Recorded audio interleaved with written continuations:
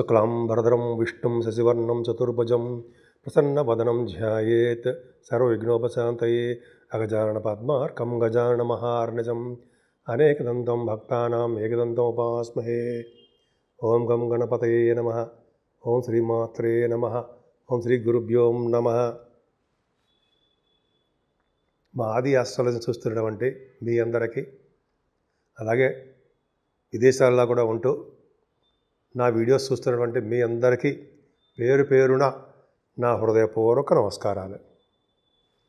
ఇప్పుడు మనం 16 ఏప్రిల్ నుంచి 30 ఏప్రిల్ అంటే 16th ఏప్రిల్ నుంచి 30th ఏప్రిల్ అంటే 15 days ఏప్రిల్లో ఎలా ఉండబోతోంది అంటే మేషరాశి నుంచి మీనరాశి వరకు కూడా ఈ రాశుల వాళ్ళ ప్రభావం ఎలా ఉండబోతుందో ఇప్పుడు తెలుసుకుందాం. దానికంటే ముందర మీరు మీ జాతకాలు చూపించుకోదలుచుకుంటే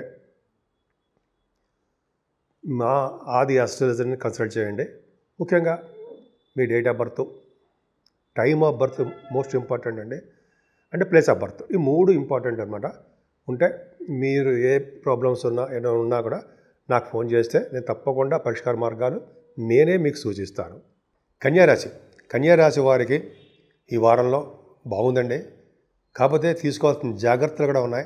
ఏదేమైనా మీకు డైనమిక్గా ఉంటారు, మీరు హెల్ప్ఫుల్గా ఉంటారు, మీరు అనుకున్న పనులన్నీ నెరవేరుతూ ఉంటాయి. కష్టం మీదైనా సరే మీరు అనుకున్న పనులు నెరవేరుతూ ఉంటాయి. మీకు జ్ఞాపశక్తి ఎక్కువ, తెలివితేటలు ఎక్కువ, ఉదార స్వభావం కలిగి ఉంటారు. ఎదుటి వాళ్ళకి సేవాతత్వం, మీకు సేవాతత్వం బాగా ఇష్టం చేస్తారుండే. భగవంతుడు మిమ్మల్ని బాగా ఎక్కువ మెచ్చుకుంటూ ఉంటాడు కన్యారాశి వాళ్ళని. స్థిరమైన స్వభావం కలవారు కదా, ఏదైనా సరే కాన్ఫిడెన్స్గా కాన్స్టెంట్గా చేస్తుంటారు. అది పక్క పెడదామండి. ముందర ధనం విషయంలో మాత్రం మీకు ఏమాత్రం ఇబ్బంది పడరు. ఫైనాన్షియల్ స్టేటస్ పెరిగి తీరుతుంది. ఎందుకంటే మీ శుక్రుడే ధనాన్ని ఇచ్చేవాడు, డబ్బులు ఇచ్చేవాడే శుక్రుడు. మంచి బ్రహ్మాండంగా వచ్చే స్థితిలో బ్రహ్మాండంగా నీచభంగ రాజయోగంలో ఉన్నాడు. మీ రాశ్యాధిపతి నీచలో ఉన్న శుక్రుడు చేరి నీచభంగ రాజయోగంలో ఉండి శుక్రుడు యొక్క నీచత్వాన్ని పోగొట్టాడు. అది అదృష్టం. అది కాదురా జాతకం అంటే జరా అది ఓకే. అలాగే మీ అంటే షూటింగ్స్ అంటారు జరా, షూటింగ్ల రీత్యా, విద్య రీత్యా మీరు విదేశాలు వెళ్తారు. ముఖ్యంగా ముఖవర్చస్సు పెరుగుతుందండి, మాట నేర్పడతనం ఎక్కువ, మీ మాటకి విలువ ఎక్కువ ఉంటుంది. మీ తమ్ముళ్ళని బాగా కలుస్తారు, అంటే తరచూ కలుస్తుంటారు, ప్రయాణాలు చేస్తుంటారు. మరి చెల్లెళ్ళని కలవరా, చెల్లెని కూడా కలుస్తుంటారు. వాళ్ళకి కూడా మంచి సహాయ సహకారాలు, ఫైనాన్షియల్ సపోర్టు మీరు ఇచ్చి తీరుతారు. మీరు ఇవ్వాలి కూడా వాళ్ళకి సపోర్ట్. సో ఈ విధంగా మీకు తెలియదు కాదనుకోండి. సో ఈ విధంగా చాలా అద్భుతంగా ఉంది.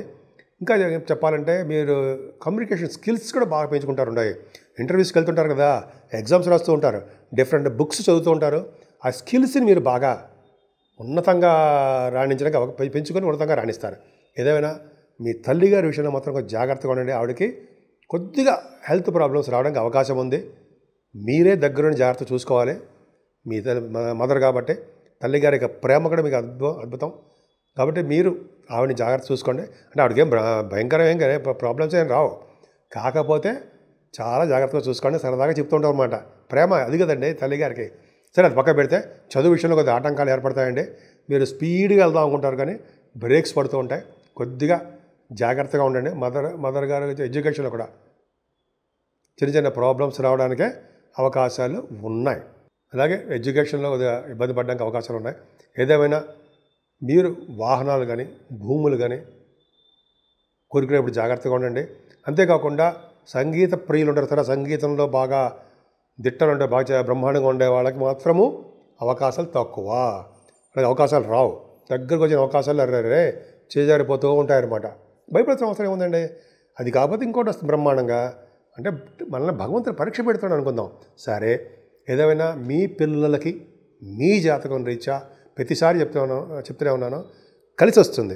వాళ్ళు ఉద్యోగం విషయంలో కానీ, లేకపోతే వాళ్ళకి చిల్డ్రన్ పుట్టిన విషయంలో కానీ, వివాహాలు కావట్లేదురా బాబు అనుకున్నా వివాహాలు అవడం కానీ, మీ జాతక ప్రకారము మీ పుత్ర సంతానానికి పుత్రిక సంతాన యోగము కలగబోతుంది.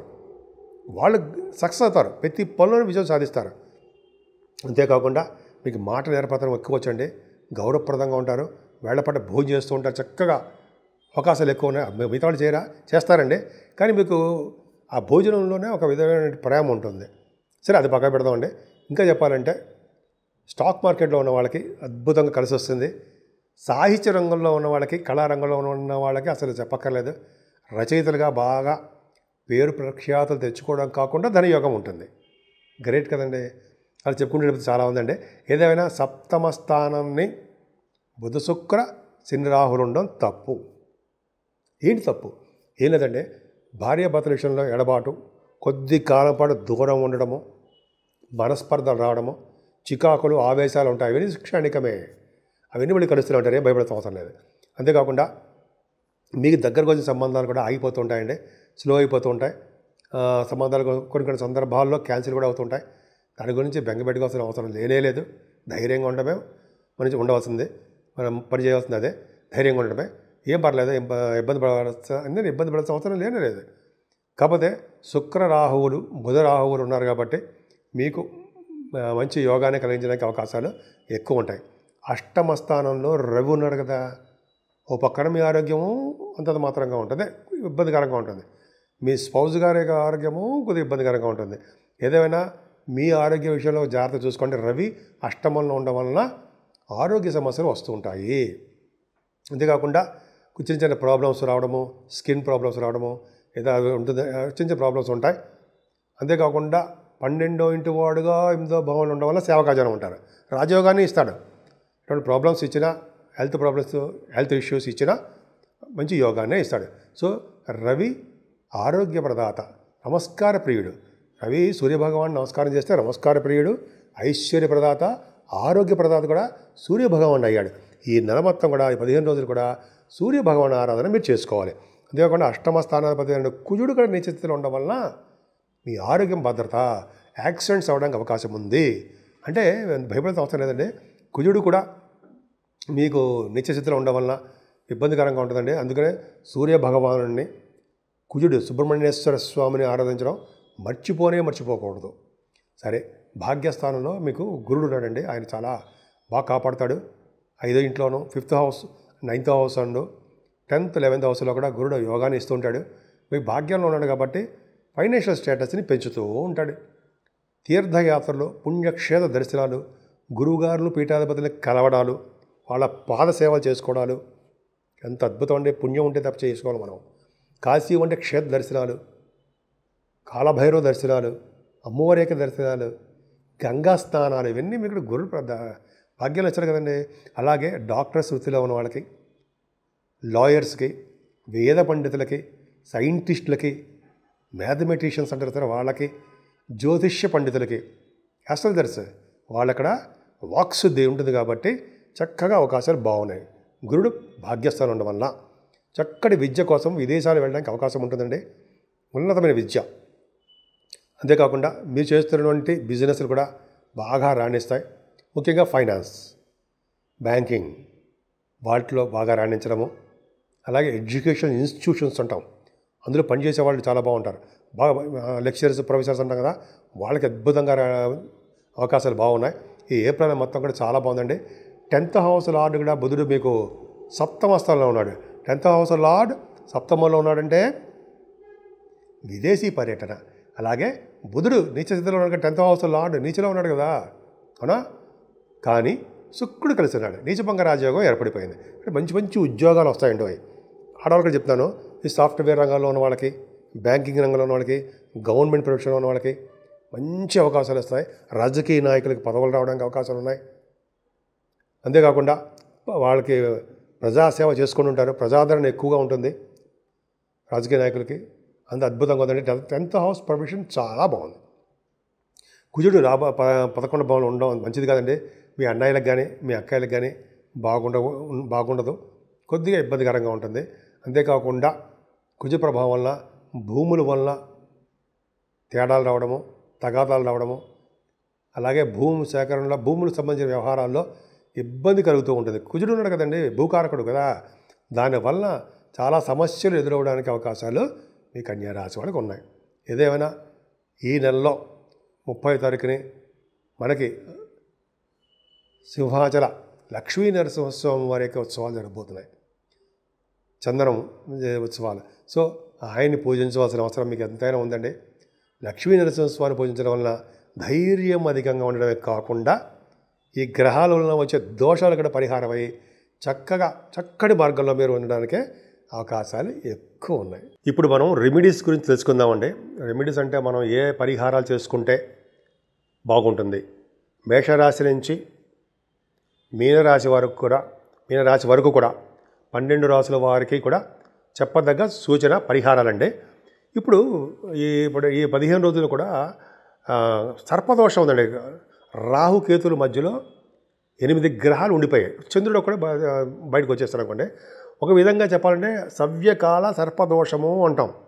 రాహుకేతుల మధ్యలో గ్రహాలు ఉండిపోతే, సపోజ్ రాహుకేతుల మధ్యలో శనీశ్వరుడు, రాహు దగ్గరే శనీశ్వరుడు, బుధ శుక్రులు ఉండడము, రవి, గురు, కుజ, కేతువులు, ఈ రాహుకేతుల మధ్యలోనే ఇన్ని గ్రహాలు ఉండిపోవడం వల్ల సర్పదోషం కూడా ఏర్పడుతుంది.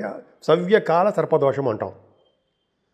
సో ఈ సర్పదోషాన్ని నుంచి మనం బయటపడాలన్నా, కొద్దిగా సర్పదోషాన్ని నుంచి మనకి ఇబ్బందులు కలగకుండా ఉండాలన్నా ముఖ్యంగా చేయవలసిన పని శ్రీకాళహస్తీశ్వరుడు పూజించడం వల్ల, హస్తీశ్వరుడిని శివుడిని అమ్మవారిని పూజించడం వల్ల, అలాగే రాహుకేతులకి సర్పదోషం కోసం శ్రీకాళహస్తిలో పూజలు చేస్తారండో. అక్కడ చేయించుకోవడం వల్ల ఒకవేళ కుదరకపోతే మన ఊళ్ళోనే మన రాహుకేతులకు సంబంధించిన పూజలు చేసుకోవడం వల్ల చాలా మటుకు సర్పదోషం అనేది, సవ్యకాల సర్పదోషము అనేది తగ్గిపోతుంది. అంటే ఏంటి, గ్రహాలు ఇచ్చే ఫలితాలు ఇవ్వకుండా వాళ్ళు అడ్డుపడుతూ ఉంటారు. మంచి ఫలితాలు ఇవ్వకుండా మనకి కొద్దిగా ఆటంకాలు ఏర్పడడానికి అవకాశం ఉంటుంది. 12 రాశులకి ఒక్క చంద్రుడు అక్కడే బయటకు వస్తాడు అనుకోండి, అయినప్పటికీ కూడా సర్పదోషమే. సో ఇలా మనం దోషాల నుంచి బయటపడాలంటే ఇది చెప్పినట్టే శ్రీకాళహస్తీశ్వరుడిని అంటే శివుడిని అమ్మవారిని పూజిద్దాం. ఎందుకంటే పార్వతీ అమ్మవారిని పూజిస్తే గ్రహాల యొక్క ప్రభావం ఉండదు కదండి. పావు రూపంలో ఆవిడ నడుమి గొడ్డాణం రూపంలో ఉంటుంది కదా, సర్పు రాహుకేతువులు. సరే, అది పక్క పెడితే ముఖ్యంగా ఈ పూజలు చేయించుకోవడం వల్ల, అలాగే అమ్మవారికి మన ఊళ్ళోనే కుంకుమ పూజ కానీ లేదా చండీ హోమాలు కానీ చేయించుకోవడం వల్ల, వెంకటేశ్వర స్వామి ఆరాధన చేసుకోవడం వల్ల, శివాభిషేకాలు చేసుకోవడం వల్ల, అన్నిటికంటే ముఖ్యమైనది ఈ నెలలో 28వ తారీఖునే వైశాఖ మాసం వచ్చేస్తుంది. అందున 30వ తారీఖు మన సింహాచల నరసింహస్వామి చందనోత్సవం జరగబోతుంది. సో అంటే ఏంటి, మనం నిజరూప దర్శనాన్ని సింహాచలంలో నరసింహస్వామికి గంధంతో, మీకు తెలియదు ఉందండి, మొత్తం స్వామివారిని కప్పేస్తారు, చేసేస్తారు. ఇప్పుడు స్వామివారికి ఆ గంధం తొలగించి నిజరూప దర్శనం కలిగిస్తుంటారు. ఆ స్వామిని చూసినా, ఆ స్వామివారిని పూజించినా మనకి ఈ రాహుకేతువులు కాదు కదా, ఎవరి వల్ల శనీశ్వరం వల్ల ఎటువంటి గ్రహాల వల్ల వచ్చే దోషాలు పరిహారం అవ్వడమే కాకుండా మనకి ఎటువంటి ఇబ్బంది కలగనివ్వకుండా ఆ లక్ష్మీనరసింహస్వామి మనకు కాపాడతారు. పైగా ధైర్యాన్ని ప్రసాదిస్తారు. మనకి ఎటువంటి కోర్టు కేసులు ఉన్నా, అంటే ఎటువంటి ప్రాబ్లమ్స్ ఉన్నా, పెళ్లి కాకుండా ఉన్నా, లేకపోతే పుత్తూరుగా ఇబ్బంది కలిగినా, లేకపోతే ఉద్యోగాల సమస్యలు ఉన్నా, ఇటువంటివన్నిటికీ కారకులు గ్రహాలే కదండి. సో కాబట్టి స్వామివారిని పూజలు చేద్దాం. ఇప్పుడు మేము అన్నీ చెప్పినా కూడా నాలెడ్జ్ కోసం చెప్తున్నాం. మీ కష్టాన్ని నమ్ముకోండి. మీరు ఎప్పుడైనా సరే మనం అనేది గ్రహాలు అనేది మేము చెప్తూ ఉంటాం, మీకు మనం దాన్ని రెమెడీ చేస్తూ ఉంటాం. కానీ కష్టాన్ని నమ్ముకున్న వాడు ఎప్పటికీ చెడిపోడు. అంటే నిజాయితీగా కష్టపడి డెడికేటెడ్గా నిమగ్నమైపోయి చేస్తుంటారు ఉంటారు చూసారా, మీలాంటి వాళ్ళు కష్టపడతారే, వాళ్ళకి తిరుగులేని సామ్రాజ్యం, తిరిగే ఉండదు లైఫ్లో. సో కష్టపడండి, ప్రతి దాంట్లోనూ విజయం పొందండి. విజయం పొందుతూ భగవంతుడి యొక్క ఆశీస్సులతోటి మీరు విజయం పొందడానికి అవకాశాలు ఎక్కువ ఉంటాయి. సో 12 రాశుల వారు కూడా మనం మీ కష్టాన్ని నమ్ముకుంటూ భగవంతుడి యొక్క ఆశీస్సులు పొందుతూ ఉందాం. సో ఈ విధంగా ఈ 15 రోజులు మీకు కలిసి రావాలని, ఆ లక్ష్మీనరసింహ స్వామి యొక్క దీవెనలు, ఆయన యొక్క కరుణ కటాక్షాలు మీ మీద, మనందరి మీద ఉండాలని నేను మనస్ఫూర్తిగా కోరుకుంటున్నాను.